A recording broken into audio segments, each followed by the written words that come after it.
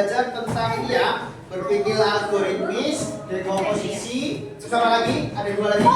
Pola, satunya Dekomposisi. dekomposisi ya. Abstraksi. Abstraksi ya. SH-nya kemarin tentang apa? Algoritma. Nah, kan ada dua kasus tuh. Ada dua kasus. Yang pertama nasi goreng. Itu menurut kalian algoritma bukan? Iya. Kenapa? Kenapa algoritma?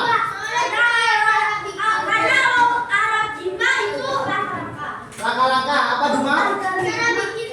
Cara bikinnya ada langkah-langkahnya ya. Kalau yang kedua, kasus yang kedua bermain bola itu algoritmis bukan? Iya. Bukan. Ya, aku bilang iya. Aku bilang iya. Kan itu tidak ada langkah-langkahnya. Iya. Yang bola, yang bermain bola. Itu tidak algoritmis ya. Ya, kalau algoritmis bermain bola bisa algoritmis, tapi misal langkah-langkah mencetak gol atau langkah-langkah lemparan ke dalam gitu itu algoritmis. Tapi kalau cuman bukan cara bermain bolanya, ya itu bukan algoritmis karena tidak ada langkah-langkahnya. Algoritmis itu harus ada langkah-langkahnya, itu intinya. Ya, paham? Paham ya? Jadi langkah-langkah yang sistematis dan tepat itu namanya algoritmis ya. Nah, sekarang kita masih berpikir komputasional tapi yang bagian B, pemrograman dasar. Halaman 12.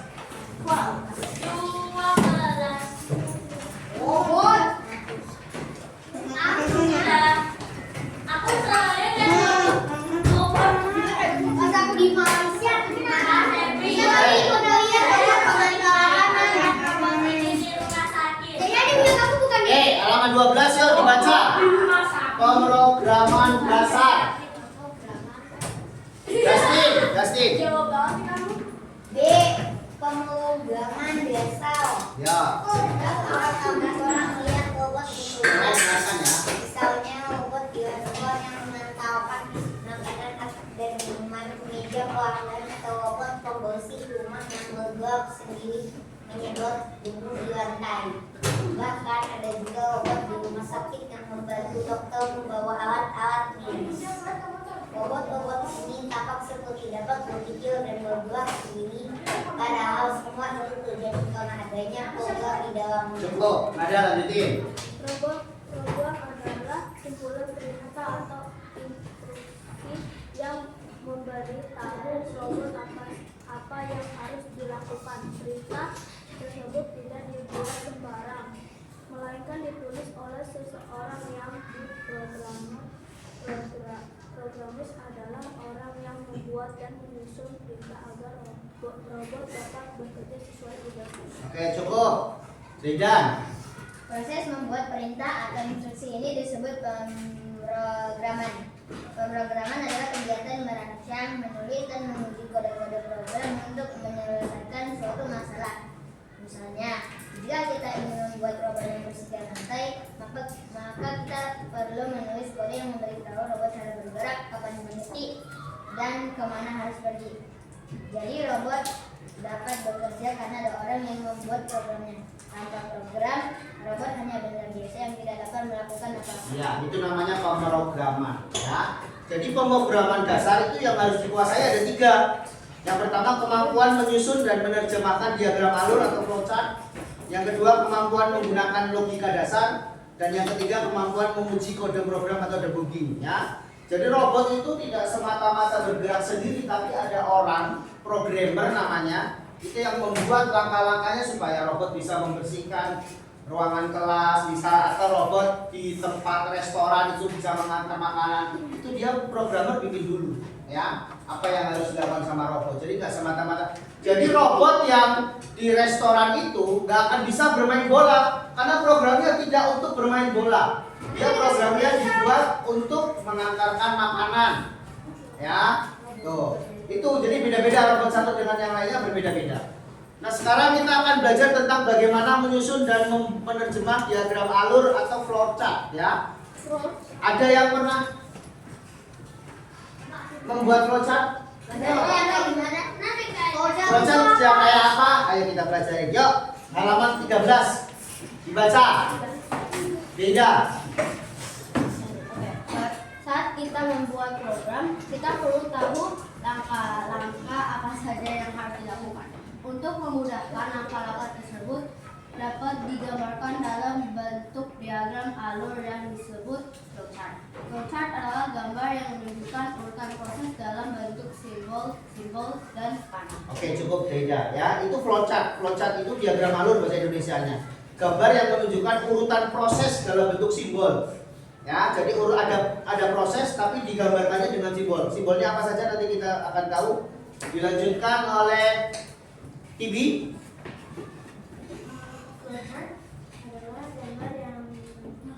Flowchart dapat diibaratkan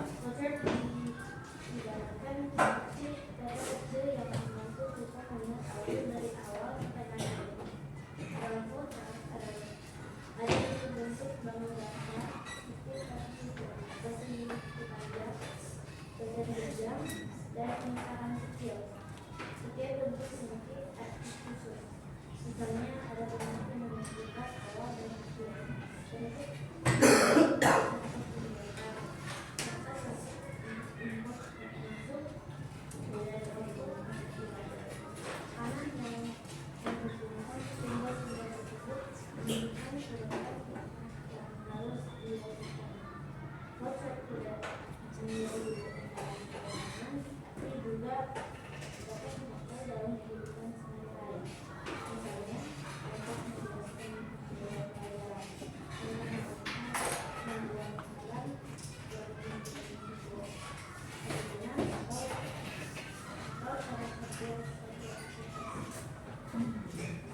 Oke, Tibi ya. Jadi flowchart itu lambangnya atau bentuknya itu berupa bangun datar persegi panjang, jajar genjang, dan lingkaran kecil. Ya, ada belah ketupat juga itu di bawahnya. Setiap bentuk itu memiliki arti khusus. Jadi kalau persegi panjang itu artinya apa? Itu ada di tabel ya. Terus bentuk yang menunjukkan awal dan akhir, bentuk untuk proses. Jadi ada awalannya seperti gimana? Contoh, misal nasi goreng, awalnya kita harus apa? Menyiapkan kompornya dong. Ya, menyalakan kompornya itu berarti awal. Ya, dan akhir. Jadi awal itu nanti bentuknya apa? Terus pada saat proses bentuknya apa itu ada sendiri-sendiri. Serta bentuk untuk input, data masuk dan output, data keluar. Panah yang menghubungkan simbol-simbol tersebut menunjukkan urutan langkah yang harus dilakukan. Flowchart tidak hanya digunakan dalam pemrograman, tetapi juga dapat dipakai dalam kehidupan sehari-hari. Misalnya, untuk menjelaskan jadwal perjalanan, ya dari Depok ke Sumatera ke Medan, bagaimana perjalanannya, naik apa, naik pesawat, naik mobil, naik kapal atau naik apa itu bisa dijelaskan menggunakan flowchart. Naik motor juga bisa. Terus langkah-langkah membuat makanan, aturan bermain sebuah permainan atau cara kerja suatu aplikasi. Nah, itu di tabelnya ada simbol yang seperti itu. Ya, lingkaran yang lonjong ya, isinya lingkaran tapi dipipihkan. Itu menandakan awal atau akhir flowchart diagram alur. Jadi awal itu pasti menggunakan seperti itu simbolnya. Jajar genjang menunjukkan input data masuk dan output data keluar. Terus ada persegi panjang menunjukkan proses yang dijalankan program. Ada apa itu? Belah ketupat menunjukkan percabangan atau perbandingan. Dan yang terakhir ada gambar panah itu menunjukkan arah atau alur program. Ya, contohnya ada di halaman 14, kalian bisa lihat. Kucing. Memandikan kucing, ya itu memandikan kucing. Mulai, yang pertama mulai itu kan persiapan, berarti kodenya pakai lingkaran yang dipipihkan. Terus siapkan seekor kucing. Kenapa pakai jajar genjang? Karena jajar genjang itu menunjukkan input data masuk, ya. Kucingnya disiapin, data masuk, mau diapakan nih kucingnya. Lalu ada siapkan air sabun dan handuk, itu pakai persegi panjang. Karena persegi panjang itu menunjukkan proses yang dijalankan program. Jadi udah mau disiapin, mau dimandiin nih. Bawahnya ada belah ketupat. Nah, belah ketupat itu menunjukkan percabangan atau perbandingan. Jadi terserah kucingnya mau mandi air hangat atau tidak. Ya. Makanya namanya belah ketupat. Boleh air hangat, boleh tidak. Kalau pakai air hangat, ya berarti panahnya yang ambil ke kanan tuh. Basahi tubuh kucing dengan air hangat. Itu kalau pakai air hangat. Kalau pakai air biasa, berarti basahi tubuh kucing dengan air biasa. Itu pakai persegi panjang juga. Ya, lanjut. Gosoklah tubuh kucing dengan sabun. Itu masih prosesnya ya. Jadi menggunakan persegi panjang. Bilas kembali tubuh kucing dengan air. Masih proses persegi panjang. Keringkan kucing dengan handuk. Masih proses persegi panjang. Bawahnya sudah menggunakan jajar genjang. Tubuh kucing telah bersih. Udah selesai nih, udah mau selesai.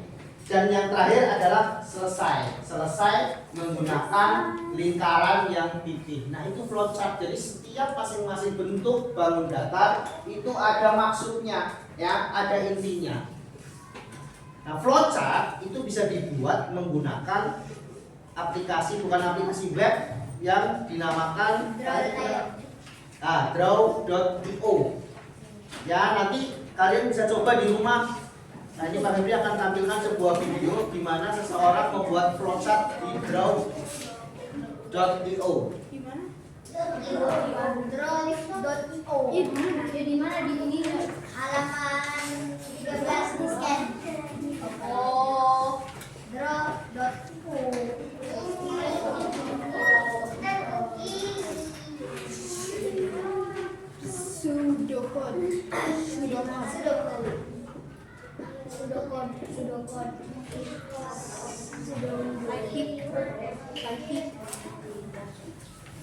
Belum kita cepin ya?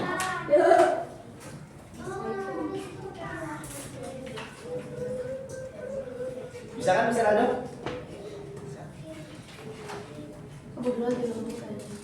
Oh, ini mah gimana sih? Belum dicoba. Kalau dulu kurang sama itu ininya.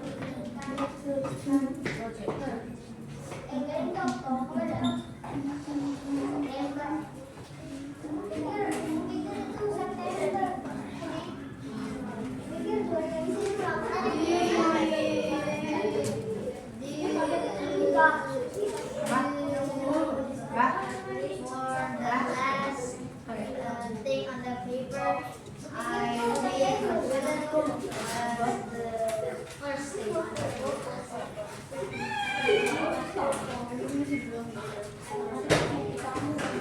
Kamu bisa punya coding sih.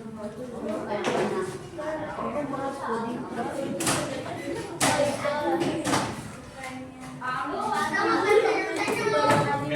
Father Alder kuning.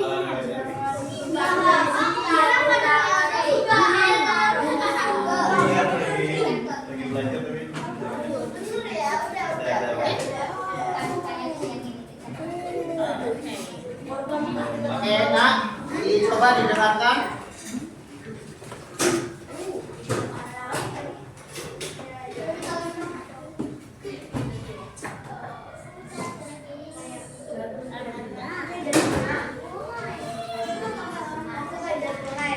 Flowchart adalah sebuah diagram yang menunjukkan urutan proses suatu program atau algoritma. Flowchart adalah metode untuk memvisualisasikan tahapan-tahapan suatu algoritma sehingga lebih mudah dipahami. Tujuan dari flowchart yang pertama adalah memberikan gambaran alur kerja program secara visual. Kedua adalah mempermudah orang lain untuk memahami program. Dan yang ketiga adalah mempermudah proses pengembangan program.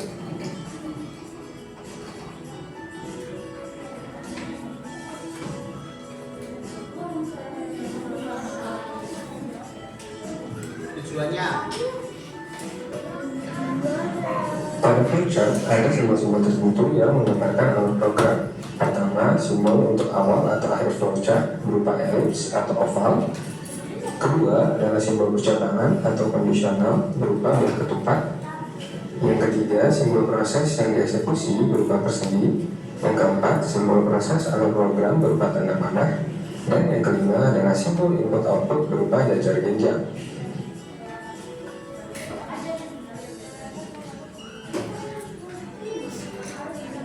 Ada lambangnya bulan simbol.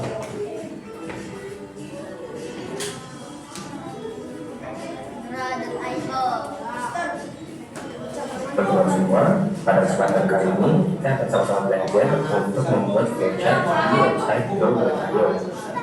Tahapan pertama yang harus teman-teman lakukan adalah mengunjungi website Go.io sehingga berada pada tampilan yang ada di depan Buat teman sekarang. flowchart di grup. Kalian bisa coba di rumah Ketika ya, teman-teman sudah memasuki tampilan website seperti yang ada di depan teman-teman, maka di sini teman-teman bisa melihat di bagian atas ada beberapa kolom dari file, edit, view, arrange, dan seterusnya.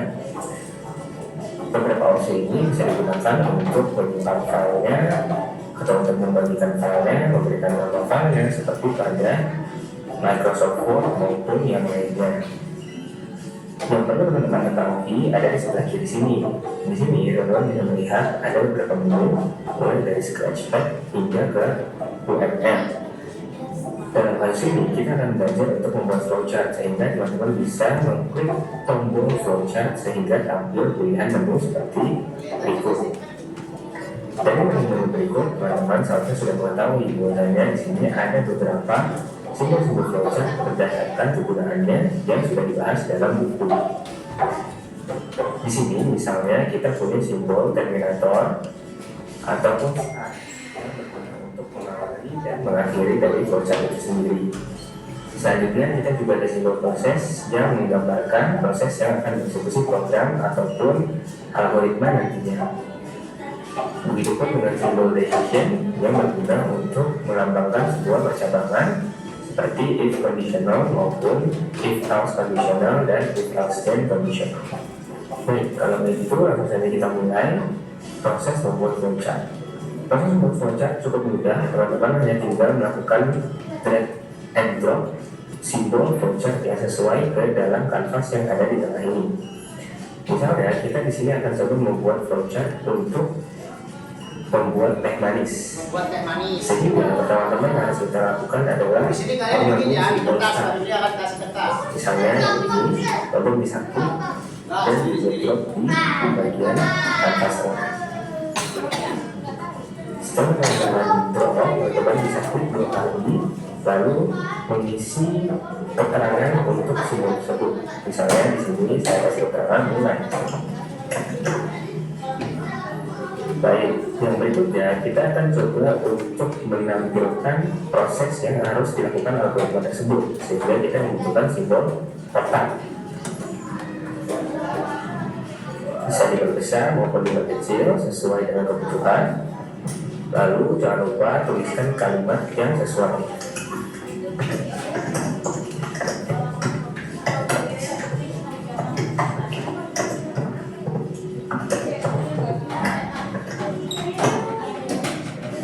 Setelah itu kita bisa lanjut ke proses yang berikutnya.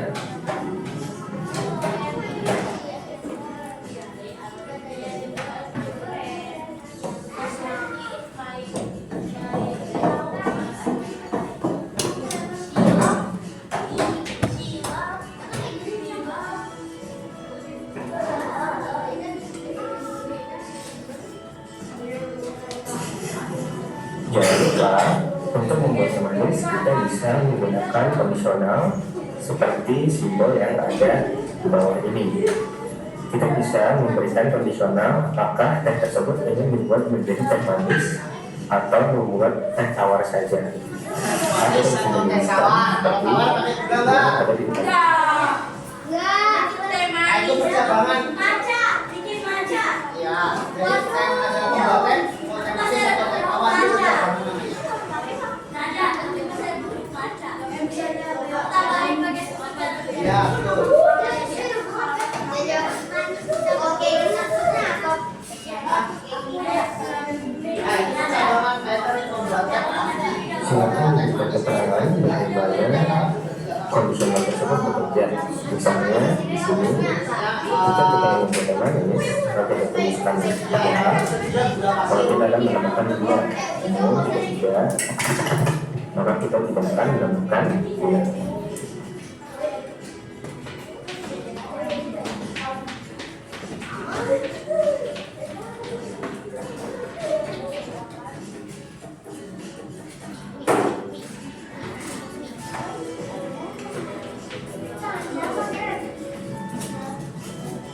sudah selesai, teman-teman bisa mengakhiri dengan simbol terminator. Teman-teman juga diberikan keterangan bahwa saya cocok dengan saya.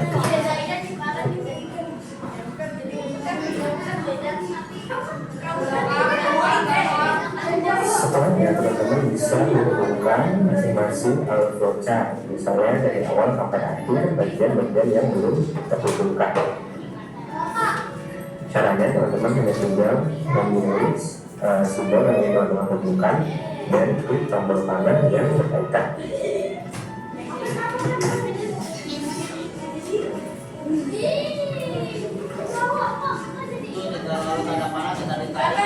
Teman-teman juga bisa melakukan bikin maupun zoom out dengan cara menggunakan trackpad yang berperan untuk diperbesar maupun diperkecil. Jika sudah, teman-teman bisa memberikan warna pada masing-masing simbol flowchart untuk mempermudah proses membaca flowchart yang teman-teman sudah buat. Misalnya, saya ingin membuat warna awalan dan akhiran menjadi warna kuning. Begitupun untuk kondisional, saya ingin membuatnya menjadi warna biru.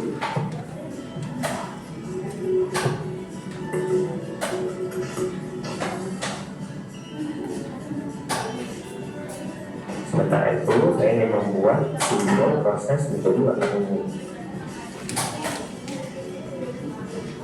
Baik, jika sudah demikian, maka sudah selesai pembuatan flowchart sederhana untuk membuat algoritma teh manis.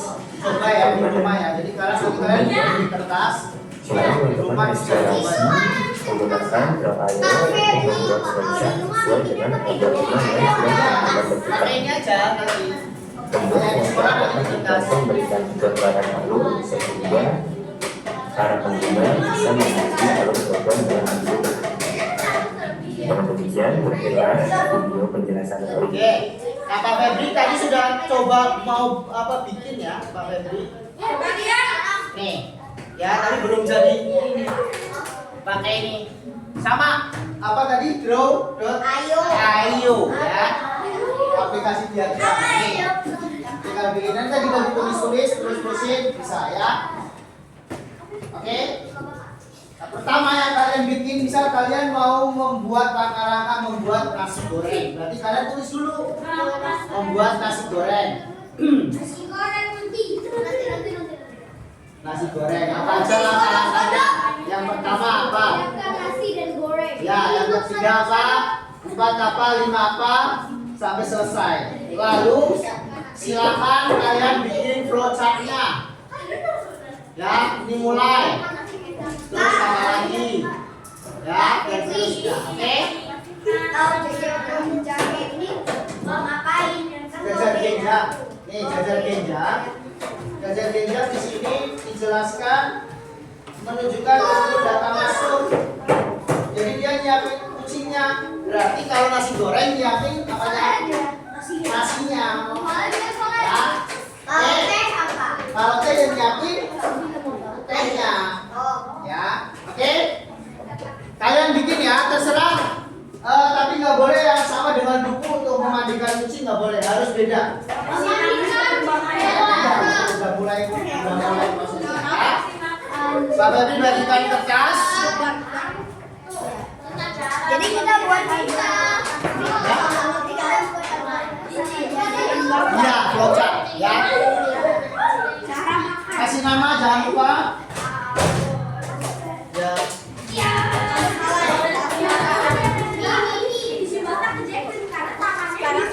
Ya sekarang.